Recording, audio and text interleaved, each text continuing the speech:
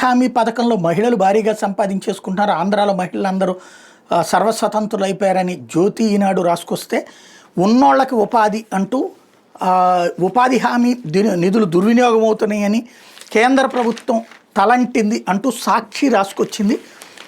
రాష్ట్ర ప్రభుత్వం ఉపాధి హామీ పథకం ద్వారా కూటమి పార్టీల నేతలకు దోచిపెడుతోందా, నిబంధనలకు విరుద్ధంగా కాంట్రాక్టులు ఇస్తోందా, కూలీలతో చేయించాల్సిన పనులు కాంట్రాక్టులకు అప్పగిస్తోందా, పంచాయతీల ప్రమేయం లేకుండానే అంతా తానే కానిచ్చేస్తోందా, రోడ్డు వసతి లేని చోట కాకుండా కొందరికే మేలు కలిగేలా పనులు చేయిస్తోందా?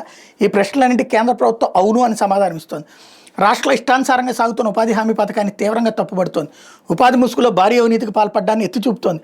రాష్ట్రంలో ఏడాదిగా సిమెంట్ రోడ్డు నిర్మాణాల పేరుతో ఉపాధి హామీ పథకంలో భారీగా నిబంధనల ఉల్లంఘనతో పాటు అక్రమాలు చోటు చేసుకున్నాయంటూ కేంద్రం రాష్ట్ర ప్రభుత్వాన్ని తీవ్రంగా ఆక్షేపించింది. అసలు కాంట్రాక్టర్ వ్యవస్థకు తావులేని ఈ పథకంలో కాంట్రాక్టుల ద్వారా పనులు జరుగుతున్నాయని తప్పుపట్టింది. ఈ క్రమంలో రాష్ట్రంలో ఉపాధి హామీ పథకం ద్వారా జరిగిన పనులపై తనిఖీలు చేసేందుకు జూన్ 17-21 తేదీల మధ్య కేంద్ర పరిశీలక బృందాలను తిరుపతి, కాకినాడ, అనంతపురం, శ్రీకాకుళం జిల్లాలకు పంపి క్షేత్రస్థాయిలో అవకతవకలు నిగ్గుదేల్చింది.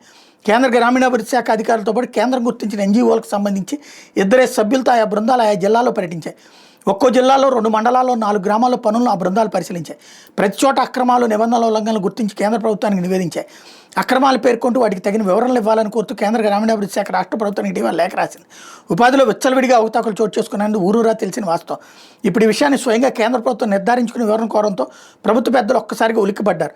నిబంధనల ఉల్లంఘనపై కేంద్రానికి వివరణ ఇచ్చేందుకు రాష్ట్ర ప్రభుత్వ పెద్దలతో పాటు పంచాయతీరాజ్, గ్రామీణాభివృద్ధి శాఖ ఉన్నతాధికారులు మల్లగొల్లాలు పడుతున్నారు. వీటికి సంబంధించి ఆ జిల్లాల కలెక్టర్ నుంచి కూడా నివేదికలు కోరినట్టు సమాచారం. నెపాన్ని కొందరు అధికారులపైకి నెట్టి తమ క్లీన్ చిట్ ఇచ్చుకునేలా ప్రభుత్వ పెద్దలు ఎత్తుగడ వేసినట్టు తెలుస్తోంది. రాష్ట్రంలో కూటమి ప్రభుత్వం రాగానే గ్రామీణ ప్రాంతాల ఉపాధి కింద 26,000కు పైగా సీసీ రోడ్లు, బీటీ రోడ్లు తదితర పనులకు అనుమతినిచ్చింది. ఉపాధి హామీ పథక నిధులతో చేపట్టే పనుల్లో కాంట్రాక్టుల విధానమే ఉండదు. గ్రామ పంచాయతీ లేదంటే ప్రభుత్వం నిర్ధారించిన శాఖ ఆధ్వర్యంలోనే ఆయా పనులు చేపట్టాల్సి ఉంటుంది. కానీ గ్రామ పంచాయతీలకు సంబంధం లేకుండా గ్రామాల్లో టీడీపీ నేతలు అనధికారికంగా ఆయా పనులు దక్కించుకున్నారు. ఆయా గ్రామాల్లో టీడీపీ నేతలు సూచించిన పేర్లను వెండర్లుగా నమోదు చేసి వాళ్ళు కొనుగోలు చేసినట్టు పేర్కొన్న ధరల మేరకు బిల్లులు చెల్లింపు జరిగింది. ఇలా 2024-25 ఆర్థిక సంవత్సరం 1,900 కోట్లు, ఈ ఆర్థిక ఏడాది ఇప్పటి వరకు మరో 1,080 కోట్లు, మొత్తంగా దాదాపు 3,000 కోట్ల రూపాయలు బిల్లులు చెల్లించేశారు. మెటీరియల్ కేటగిరీగా పేర్కొనే పనులకు బిల్లుల చెల్లింపులో తీవ్రస్థాయిలో నిబంధనల ఉల్లంఘనలు చోటు చేసుకున్నాయి.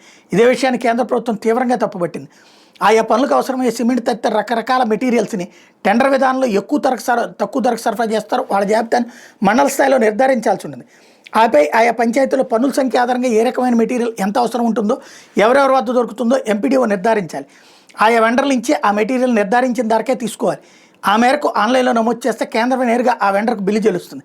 ఇలాంటి ప్రక్రియ ఏది లేకుండా నేరుగా టీడీపీ నేతలు సూచించిన వాళ్ళ పేర్లను వెండర్లుగా నమోదు చేసి నిధులు కాజేశారు. ఈ విధానాన్ని కేంద్రం తీవ్రంగా తప్పుపట్టింది. తగిన రోడ్డు వసతి లేని గ్రామీణ ప్రాంతాలకు కొత్తగా సిమెంట్ రోడ్డు వేసేందుకు ఉపాధి హామీ పథక నిబంధనలు అనుమతిస్తుండగా వాటిని వదిలేసి రాష్ట్రంలో పలు చోట్ల సెమీ అర్బన్ ప్రాంతాల్లో సీసీ రోడ్లు నిర్మించారు. 2-3 అంతస్తులు ఇల్లు ఉన్న ప్రాంతాల్లో సీసీ రోడ్లు వేశారు. అధికారికంగా ఎంపిక చేసిన కాంట్రాక్టులు కాకుండా స్థానిక కాంట్రాక్టులతో పనులు చేయించారు. ఆయా పనులకు అవసరమైన వస్తువులు, సామాగ్రి, సిమెంటు, కంకర తదితరాలని గ్రామ పంచాయతీ లేదా మండల, జిల్లా పరిషత్తులు అంటే స్థానిక ప్రభుత్వాలు, ప్రభుత్వ విభాగాలు కొనుగోలు చేసినవి కాకుండా ఎక్కడికక్కడ ఇష్టానుసారం కొనుగోలు చేశారు. ఆయా గ్రామ పంచాయతీల పర్యవేక్షణలో పనులు సాగలేదు.